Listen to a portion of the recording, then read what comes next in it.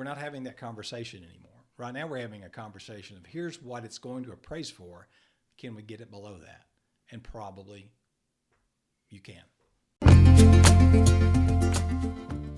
Hello, everyone. I'm Doug Rogers. And I'm Russell Rogers. We're the Rogers team from Keller Williams Southlake. Let's talk real estate. Doug, what are you seeing out there? Well, the typical end of the summer is happening. Hot weather, back to school. Everybody's getting their kids back in band, catching the school bus for the first time. So there's going to be a lull for the next 3 to 4 weeks before it picks back up. It'd be nice to see the weather head back a little bit toward the 90s instead of the 105 range. But with back to school, there's always a lull. The holiday coming up, and then there's going to be a slow period for a few days. But you factor that in with what's just happened in the bond market. We just had another increase in that typical interest rate. I'm going to give you a rundown from mortgage rates. We get this updated every day. The annual 30-year fixed is hovering around 7.14. 15-year fixed, 6.48. 30-year jumbo, 7.15. A 5-1 ARM, 7%. 30-year FHA, 6.8. VA, 6.82. So that's kind of got a few people sitting on the sidelines who are awfully anxious to get a 6.25 or a 6.5. And by bumping it up over 7, anytime you go over another threshold, it puts the brakes on for a few people. But with that being said, we've been having a conversation within the office and with Russell and I. Where is the real estate market actually going, and where do we compare right now to a year ago, to 2 years ago, and to pre-COVID? How many houses are actually selling, and where are they selling, and what are they selling for? So we've done the research for you. So if you go back to pre-COVID, and let's just take our favorite market, Grapevine, Colleyville, Southlake, Keller. That's the biggest part of the market where we live. Year to date, we've sold 1,099 homes. How does that compare to pre-COVID? Pre-COVID in 17, 18, 19, we were averaging 1,500 homes sold by this time each year. If you move up to Flower Mound, Highland Village, Capel, take those 3 cities, that's about 135,000 in population. Normally we'd be selling 1,370 on the average pre-COVID. This year they've sold 874 homes. That's quite a bit of a drop. It's about 36%. If you go up to a bigger market, Frisco and Plano, that's a population around 485,000. Pre-COVID, right on the money, 4,000 homes every year sold between January 1st and today. This year, they're down to 2,700. Now, if you go over the Alliance Corridor, that's about a population of 240,000. Normally, this time, we've sold 2,400 to 2,500 homes by now. This year, 1,640. So that number being down tells us a couple of different things. They're going to be selling for a little higher price than they were 3 years ago. But the inventory is just slowly leaking down to a little smaller number each year. Now, here's something that's really interesting that's happened this year compared to last year. Last year, on average, the same homes were selling for 102% of list price. This year, they're selling for 98% of list price. Last year, those same homes were on the market for about 14 to 15 days. This year, they're on the market 35 days. So again, you can see the market's changed from 15 days on the market to 30 days on the market. Everybody got full price last year or over list price, and everybody was all happy and rosy because everything was going to sell. I often told Russell, we're no longer real estate agents, we're auctioneers because we're auctioning off these houses to the highest bidder. Well, that's not happening completely. There are still houses that are getting multiple offers, but they have to be pristine, they have to be perfect, and they have to be perfectly priced. One other option, or one thing we're seeing, is that homes last year were selling and you were basically making a decision in advance. Here's what it's going to appraise for, and here's what it's going to sell for. How much over list price are you willing to pay? Because it's not going to appraise for that, so you got to be willing to pay above appraisal. We're not having that conversation anymore. Right now we're having a conversation of here's what it's going to appraise for. Can we get it below that? And probably you can. So Russell, that's what I see happening in the market with listings and the rates and our upcoming lull. Yeah, and I really appreciate that data as well, because we see a lot of information, especially at the federal level, coming out about housing. But as we all know, each market is extremely different. I think San Francisco and LA looks completely different than what we look like versus New York versus Miami, right? So these are not just, it's not even just DFW. It's actually based on neighborhoods that he just named, showing you the decreases in those amounts, which I think is important to know. This is highly specific to our area and areas. And that goes a long way in giving the real information versus some talking points that maybe some other folks use that they just saw on CNBC. This is not from CNBC. This is real information, real data out of the MLS. And then what's the next step forward for using that data, right? Because they're not, not everyone's a real estate nerd like us. We talk about this stuff weekly, what we're seeing, what we're hearing, what the actual information is, but how do we actually take a step forward with this information, I think is important. So I think there are opportunities right now, both on selling and buying. It sounds strange because how can that be possible? But you have to look at what the market is doing and what you're trying to do in the market. So if you're buying, to Doug's point, there are lower listings. So but those listings are getting weaker, meaning there is more buyer negotiating power as we move forward here and as we've seen. So the market has flipped, although not dramatically, maybe giving opportunity to sellers to actually sell if they need to, but also giving the opportunity for buyers to now negotiate. And like Doug said, we were saying, how high are we going to go on this? And now we're saying, how much do you think we can get off of the list price? Which is completely different. Although it may not be a dramatic change in the dollar amount, it is substantial all the same. And so what's the actionable advice? So on the seller side, I think if you need to sell, there is going to be the end of this lull, this back to school football weather event we're all happening right now. We all know how this goes. I'll start hearing the band play here shortly in the Keller ISD when I'm out on my afternoon walks, and we'll see the change in activity. But that activity change is fast paced for back to school, but slow for real estate. So if you're looking to sell, maybe the next few weeks is probably not the best time. You're gonna be looking for September versus early August like we're in right now. And so getting ready, this is the time to call us, to talk to us. Let's get everything staged. Let's get the professional photographers out there. Let's have that discussion of our strategy and game plan for your specific house and how it relates to this market. And that's your opportunity.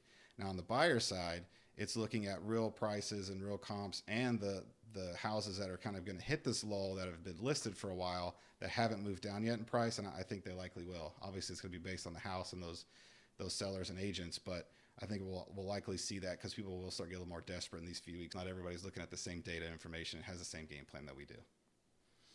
Well, I think you hit on a real good point.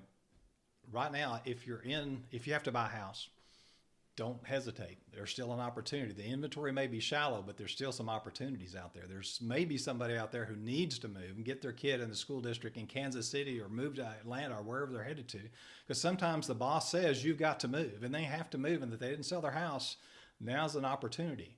But the real bottom line is you have to have an agent who understands comparable sales, and they're not desperate and saying, oh, you should pay full price. No, you need to take the comparable sales and say, prove it to me. Show me why I should pay this for this house. Show me what other houses have sold for.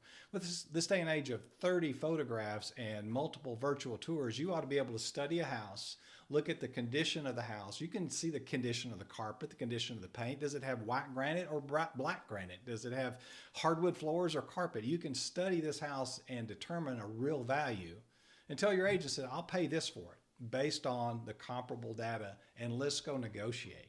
And you'll be surprised right now if someone hadn't sold their house and they've had it up on the market since May 1st or June 1st, and they need to move, and the boss says they need to be at work next week in another state, then you can make an offer and may come away with a very good value.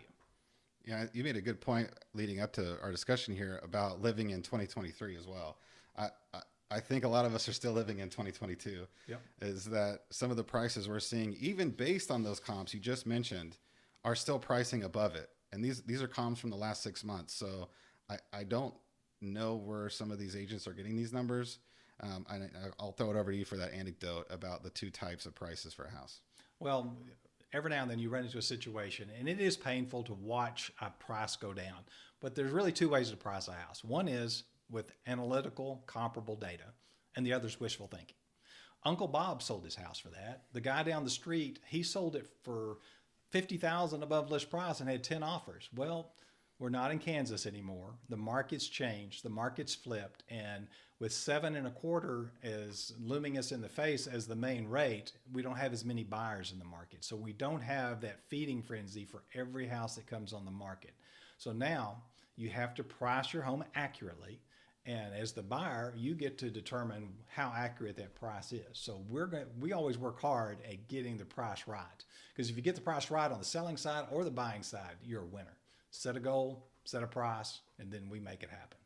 I think that's why we give a lot of value to our clients as well, because we actually do this legwork. And I think we can all admit that a lot of agents don't. And you know, the clients try to drive the price sometimes thinking of what they can get based on the information, like you said, someone told them, or they're looking at their neighbor's information. But it's just not the reality of the situation. I can actually it's an anecdotal, but it's still true information from even my own neighborhood. Had a gentleman asking me about what his house was worth last June, and his neighbor had sold just a few weeks before in May, basically. Same square footage, it's the same layout, and that house sold for $390 and it backed the road. That same house this year, I've seen a few listings of that same layout, that same exact house, essentially, not backing the road, sell for the $340 to $350 range. So if someone asks their neighbor about last year's price and they tell them, oh yeah, we bought this for $390, and you go $390 and up, you will not sell, and you will not sell for a very long time. And you're going to go from $390 to $350 and have absolutely no negotiating power left. You're going to be desperate. And if you've done that all summer, like unfortunately our competition and your competition as sellers and buyers has done, you're in a bad spot. You're hitting this lull, and this might be a really bad situation for those people. So don't do that. Listen to us, listen to your agents, which are going to be us, obviously, and go from there. But it really matters, the real information for your comparable sales. We use 6 months. We use shorter time periods when we can. We look at the real data. We look at the finishes like Doug already expressed, and it's real information that you need to use. And then as a buyer, you've had some of this recently. The opportunities there, I think, even not bringing a full cash offer or a substantial amount of cash or like, where they're putting 50% down or something like that, they can still find deals. And do you want to go into that and some of the things you've seen with your recent buyers where they've locked down a contract recently? Well, here's a great story. I sold a house that closed last Friday. So we went under contract 7 weeks ago. This house went on the market in Keller in March for $580. As it turned out, the person who owned that house had purchased it 1 year previously. So they bought it last June. So a year ago, June in 2022, they paid $540 for it. Then they decided to buy another house for some reason. So they bought another house around the corner, and we come along and see this house 3 months after it's been on the market, because it was out of our price range, because when they put it on the market in March, it was $580. Then it was $570. Then it was $560. Then it was $550. Then it was $540. The exact number they actually paid for it 1 year ago. Well, we looked at the comparable sales, and there was one around the corner that told us this house was worth $520. So we offered $520. They called us up, so you pay any more? Says, no, we can't pay any more. We're putting 10% down. We're not waiving appraisal. We'll pay $520 and we'll close in 30 days. We got the deal. And they bought the house for $20,000 less than what someone paid for it a year before. But that person probably could have sold it for $540, or even maybe $545 or $550 if they'd put it on the market at $540 or $550 in March, because they missed the peak of the market. March to June 1st is like Christmas for real estate agents. That's the best time, the most buyers in the market, the best options you have are from that time frame. And they missed it because they priced it at $580 when they should have been at $540. They just didn't, they were still living in 2022. If they had understood that the market's changing, and it's changing every day. Check your 401k, check the stock market. It changes every day, and the bond market changes every day, and the real estate market changes every day. And it's been more in flux over the last 3 years than the last 35. I've been in this business 35 years, and I've never seen anything move quicker up and down and more unpredictably than the last 3 years. That really is the crux of it. And all of that wraps up to say you need agents to do real homework on these houses, buying and selling. Yep. This kind of phone it in. I mean, I have to admit, there were listings during 2020, 2021, and 2022 that were slam dunks, as easy as can be listings. I mean, I would even tell clients, like, don't do anything. Like, clean it up, get it presentable, obviously, but you don't need a professional staging. This is going to have 26 offers in 24 hours, and you're just going to waste money because it's not going to change the scale in your favor. You're going to pay money for things that aren't needed, and you're going to sell it anyway at the same price. That's completely different. It's the same as the market flip. Now it's the opposite. Now you need to do kind of everything in your power, including on the agent side, doing the homework to make sure you got it correct. That's the staging, professional photography, getting it cleaned up, looking really great. Well, I think that's a good point. And what we're going to do is we're going to end here. And next week's topic is going to be, how high is the bar? And what does that mean? So what do you have to do to get your house prepared and ready to sell? Because the bar is changing every day. And we're going to talk next week about what it takes to get a house sold and what you need to do to get ready. So, Russell, good talk. Yeah.